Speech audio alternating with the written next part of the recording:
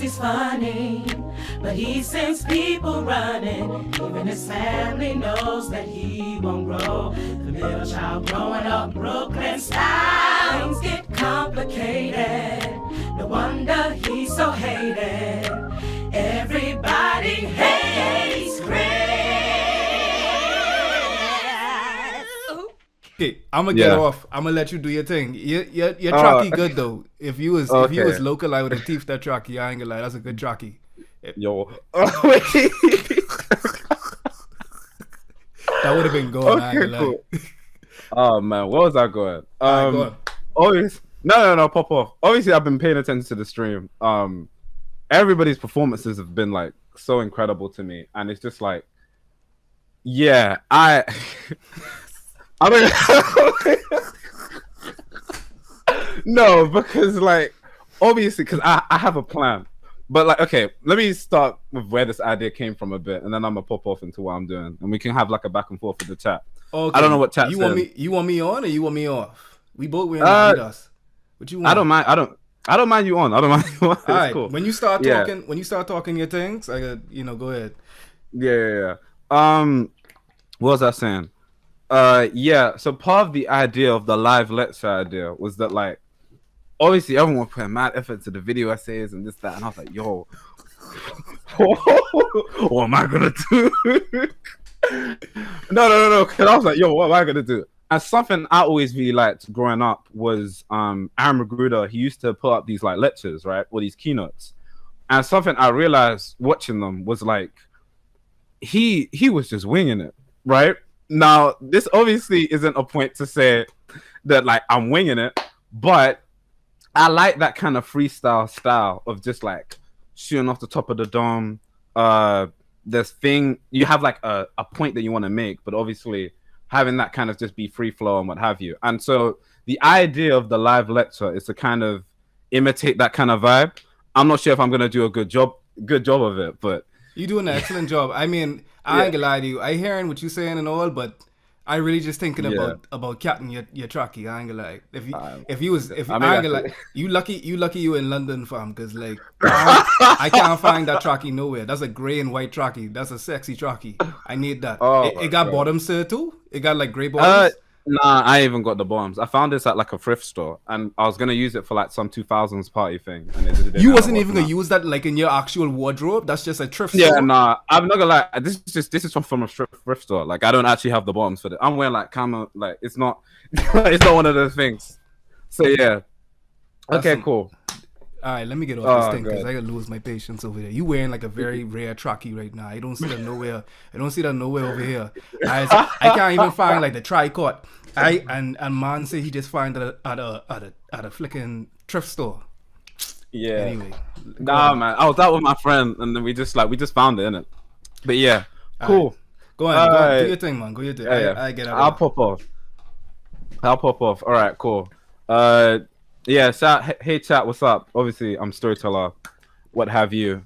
I've been on YouTube for like a few years now, in case you don't know me, or maybe you don't, I don't know. Maybe you don't care. But like, yeah, and I've been making videos about like black culture, commercial blackness, general black issues for a while now. And like, more recently, just to give some context for what I'm going to talk about, I started like this food bank initiative, right? Like based in London and what have you. And like, it's based on the other food banks. We make like a newsletter, we buy food, we bring it to the community, blankets, what have you, right? And in doing so, I learned more and more about like my community and what have you, and like some of the specific issues that we're facing, but also it made me realize and come to terms with a couple things. It pertains to like how well those issues are being discussed and communicated, you know, in the media and what have you, right? If someone says love the videos, free Huey, I love you too, thank you. Yeah, that's embarrassing. All right, cool. And so in doing so, after that, that's when I reached the point where I was like, okay, cool, I'd like to talk about this a bit more. So this live lecture is going to be a bit of a spitball on like Black British history, Black British issues, what have you, and some of the parallels between not only, you know, African Americans and Black American history, but also in how the framing of Black issues has been very centralized around, you know, the African American experience. and the negative ramifications that can have. Yeah. You go for storyteller track. Okay, say no more. All right, cool. But yeah, all right. No, it's cool. So yeah, yeah. So let's start with say the Windrush scandal, right? So the Windrush generation are the generation of Black people, mainly Black Caribbeans, that came through within the UK, roughly in the 1940s after the World War. So after World War II, and so after World War II, a bunch of Black people came, and Black people came to London, and they started to migrate, roughly around like South London. So I want to say like Brixton, Peckham, what have you, right? And so eventually, that's what led to the multiculturalism that you generally see without London. So in London, we have like a very massive air quotes here, multicultural society as a result of the Windrush generation coming through. And something important to note within that is that London's multiculturalism, not even the UK's, but London specifically's multiculturalism, isn't as a byproduct of Britain's generosity or the UK's generosity or what have you, or how much they just love immigrants, right? Because historically they don't, and we'll get into that. But it's much more like it's much more an extension of Britain's need to rebuild itself. And as a result, that's kind of how the formation of multiculturalism within London and within the UK started to happen, right? Storyteller in objectify. Say no more. What's it called?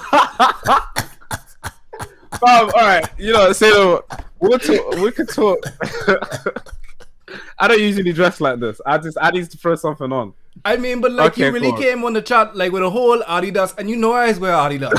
That's the problem. Like, so I didn't know you were on Adidas like that. Like, I don't know it was like your thing like that. You want to see this raw? Yeah. I could. This what? This is my bust thing. Out the wardrobe, then. I'm trying to see it. I'm trying to see it.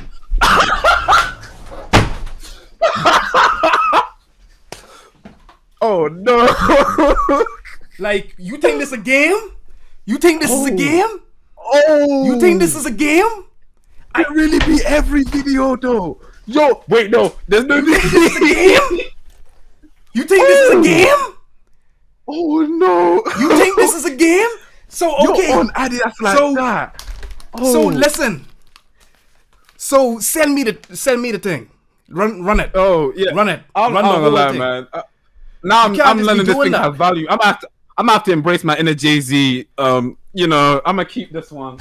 But bro, tell me how that one goes though. Fam, no, you just came on the live in all Adidas, just casually, just like this was laying inside. This was laying in my hamper. Yeah, I know. I can feel it's in your spirit. Like I can feel it. It's manifesting. I in the back.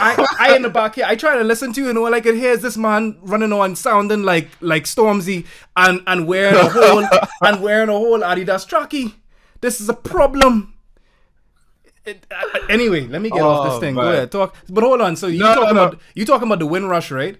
You have any heritage like in the Caribbean or like no. So like I don't have any heritage in the Caribbean, right? So for instance, like I'm Nigerian, so like I'm completely Yoruba. So my tribe is Yoruba, right?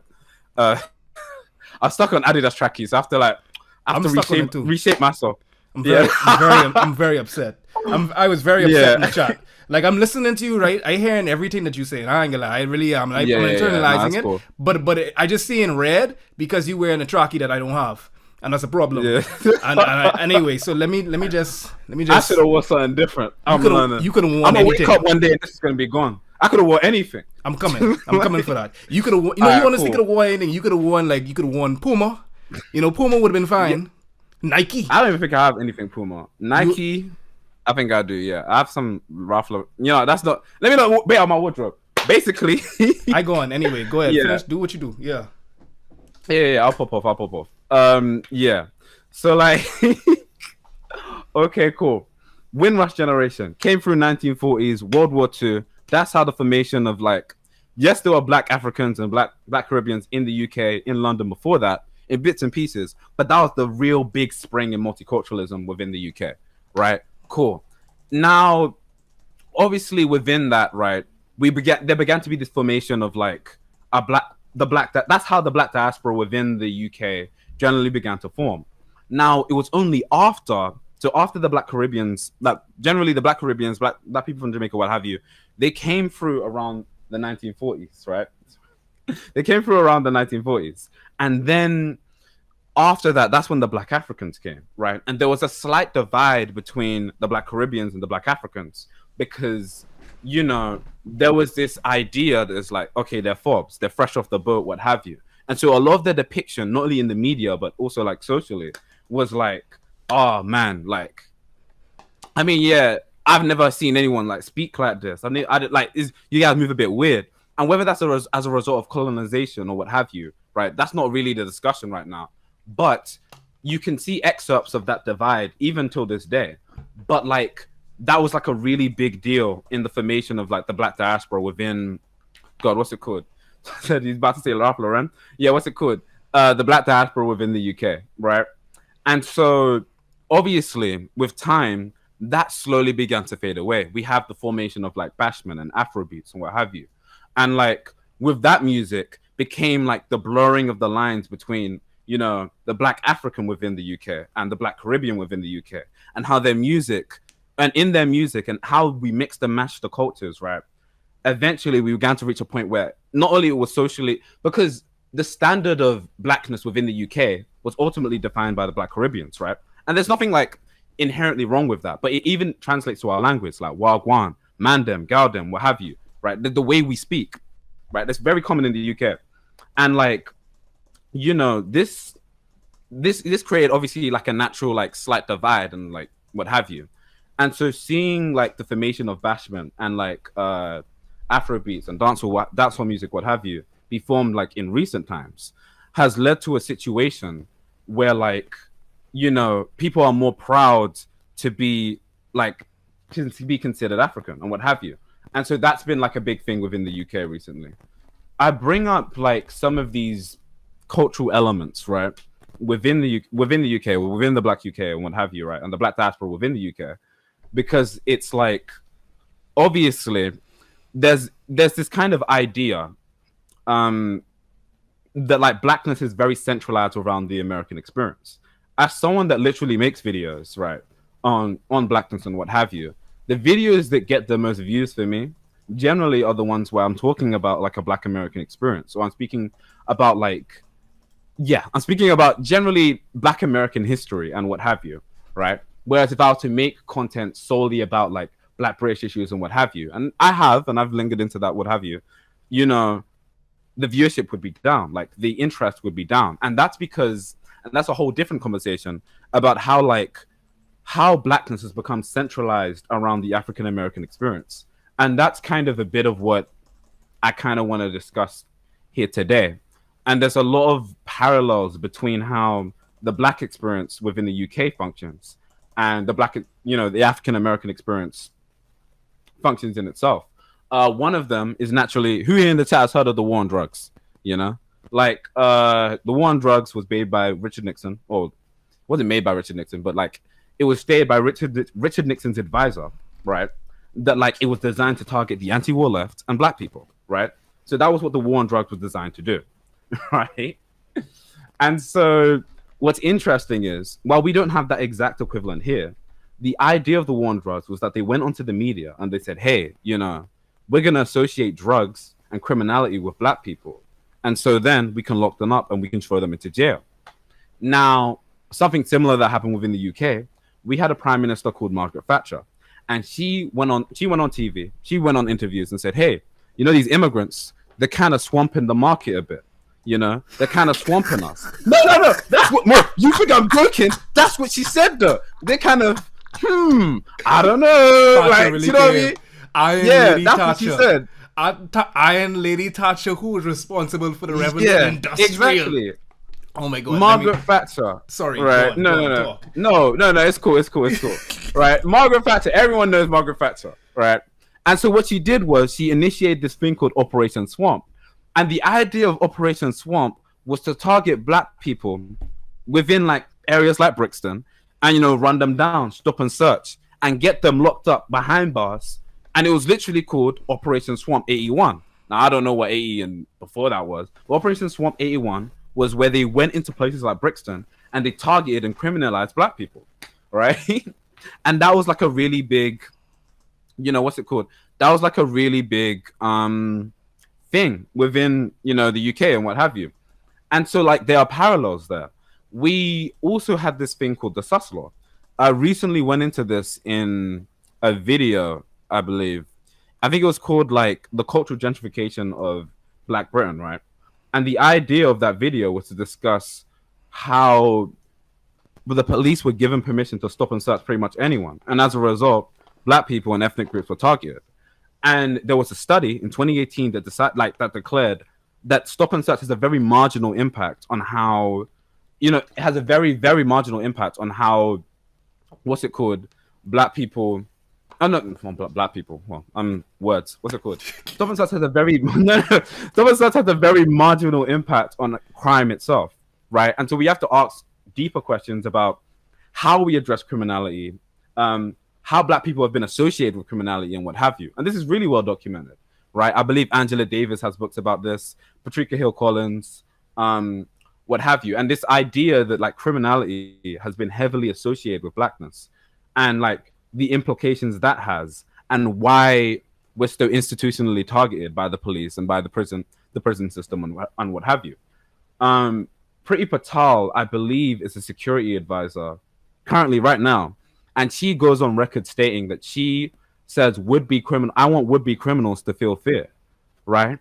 I want them to be terrified by the prospect of ever committing crime. But anyone with half a brain knows that fear does not make a lasting peace. You can't, the notion of, and so her big solution is we're going to throw out more police. We're going to get these criminals. We're going to go this, we're going to do that. And go back to the war on drugs. Again, how black people are associated with criminality. We go back to how black people, I believe right now, like 8 times more likely to be targeted by the police within the UK. And it's like these things, these sorts of narratives, again, there are parallels. And that's kind of the point like I kind of want to communicate here. I want to talk about, because obviously this is American Black History Month. I don't want to book too much of your time away from that. Man, black is black, man. Black is black. You're right. But like, the idea is, the idea is that ideally we'd have a sense of global solidarity. And sometimes it can be a bit frustrating, even in my own experience, right? To kind of encounter a situation where, because of, mass media and what have you, America's the biggest superpower in the world. They have such a strong foothold on mainstream media we consume every day, right?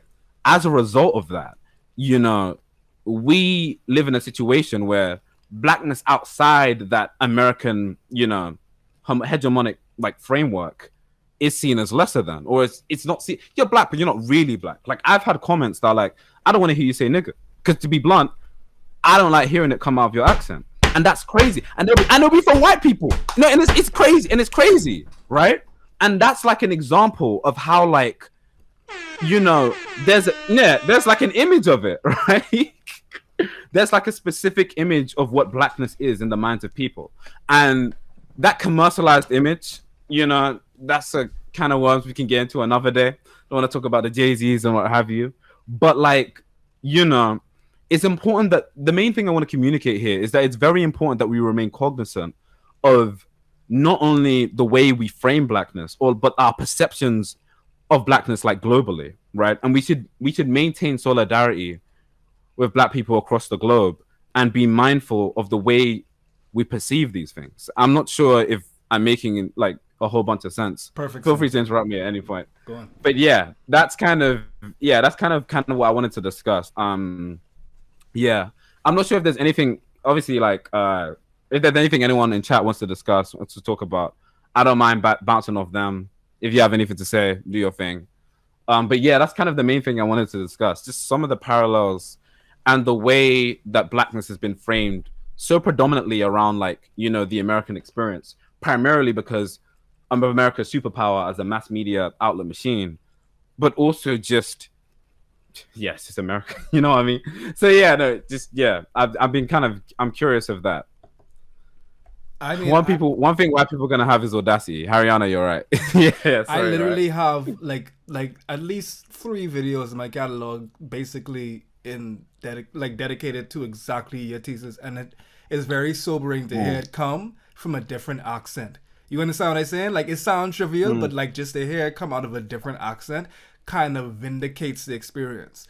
At the same time, like, I don't want to talk too long because this is your thing, but like, I also want to respect like cool. my biases towards Black Americans even coming to the United States, because like I had the same feeling. Like, literally the commodification of N on my channel is about, like, I have a story where literally people. I saw that video. That was a good video, by the way. Yeah, so you go. I mean, as a fan of your things, a fan of a fan like Chris Brown and Tiger. But I mean, like, the thing is, like the thing is, I literally have had those moments where people have literally told me that you are not Black enough to do X, Y, and Z. That there's qualifiers of being Black. I could pick on T a little bit. I mean, we joking, right? But you see, we joking about the trivia and not knowing these movies and not knowing these parts of American culture. And T did a lot to make sure that it was inclusive to cultures of like the entire African diaspora. But there are literally people that I have spoken to that have, like, when I tell them that I have not really consciously watched Friday, I haven't. I ain't gonna lie. Yeah. Like, I've watched it in the background. Like, BET is playing a million times. I've watched it in the background, but I've not consciously sat down and watched it out of my own volition. It's been on. Yeah. It's background noise. It's J. Cole's album. You know what I'm feeling? It's something to go to sleep to. Yeah. So I mean, like, the thing is. Wait, you're not a J. Cole fan? Wait, bro, J. Cole is lullabies for me. That's like Mary had a little lamb for me. But people know I already have hot takes on J. Cole. Honestly, like, it's a poor man. Yeah, I have hot takes on J. Cole too. I'm just surprised that we might see eye to eye on this. No. Seriously, the only thing I see when I hear J. Cole is the back of my eyelids. Like, I go to sleep. Like, he always bragging. This man always want to brag about the fact that he made Gone Platinum, no features. Yeah, because you made a nursery rhyme. Like, you literally made you made a lullaby album. You made a white noise album. But anyway, but more so what I'm saying is, like, people will hear the fact that, like, you haven't heard these canonical Black experiences of media and then say that you're not Black because it's not a part of your cultural zeitgeist. But the thing is, American culture is like not a gate to be kept in order to get and access Blackness. You get me? Like, there's things in Black British culture that is unique to Black British culture and validates Blackness. Just like Friday is like a rites of passage for a Black American to be Black American. Just like how in the Bahamas, like, if you don't eat conch salad, like, you can't be a Bahamian. Like, we need to stop gatekeeping Blackness is basically what I say. Go on. Yeah. You're making me hot in there, man. I was just gonna write J. Cole sucks in the chat. But before I get into that, and I agree. Like, speaking quickly to Friday, right? Like, that was a movie that I hadn't seen for a long period of time. It's like, okay, even like an example is that I got into a conversation with a friend about this recently. It was a Black American friend. And I was talking about like knife crime within the UK, because that's a really big deal, right? Like, obviously knife crime, people dying, what have you. And he was like, you guys just have knife crime? We have people being shot. And like, it was this kind of like weird hierarchical, like, pain Olympics. No, you got it back, but like, yeah, it's like, you know, oppression Olympics, what have you, like pain Olympics. Like, what is the goal? Like, people are dying, right? And like, creating like a structure and hierarchy around people dying, call it a hunch, I don't think it's necessarily ideal, right? Like, that's not something you should do, you know? Really? You know, yeah. And it's like this really weird. It's this weird, like, it's one thing to take pride in yourself, and I think that's very important. It's very important that we're able to take pride in who we are and what have you. It's another thing to like almost go like, look at my struggle, like, go like, your struggle means nothing because my struggle is this. And it's like, I believe it might have been Patricia Hill Collins that said this, but she spoke about, she has a quote that is specifically like, people want to strip you down to like to the levels that only to very specific things. They want to talk about you being Black. They don't want to talk about you being a woman. They want to talk about you being trans. They don't want to talk about you being Asian. They want to talk about you being a man. They don't want to talk about you being white, what have you. And so she talks about how like everybody has their own separate respective issues, and how the goal is not to create a hierarchy of oppression. The goal is not to create a hierarchy of people struggling and the suffering and what have you. The goal is to look at people's issues as their own issues. Black trans men go through black trans male issues, right? Asian women go through Asian women's issues, right? And so everybody's issues are different. And the goal is not to go, here's where I'm at, here's where you're at. And well, sorry, but you know what I mean? Like, no, like the goal is to look at everybody's issues as their own issues, right? And when you create a situation where you try to create this hierarchy of first of all, right, if we were to create that discussion, right, there are a lot of people in a lot of countries suffering real bad, right now. There's always right. Let's have it worse. Always someone. Yeah, there's always someone that has it worse. So if we're playing that game, we have to be cognizant and realize, hey, there's someone that has it really bad.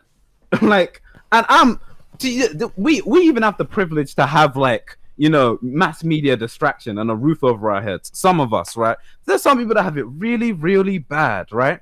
And so the idea is not to create a hierarchy of that oppression. Again, to not create a hierarchy of that struggle. Like, what is the goal in creating, like, you know, like, creating like a leaderboard to our struggle?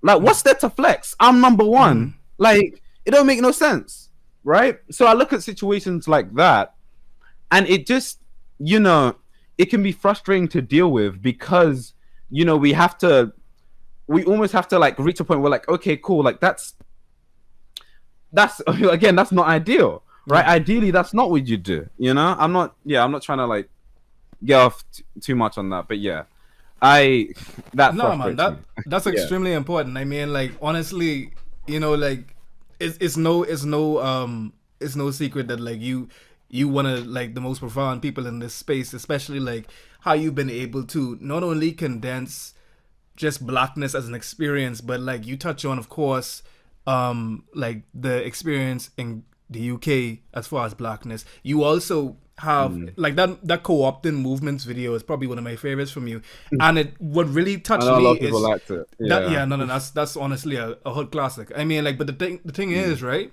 you articulated the experience in the States better than a lot of Americans can that I've encountered.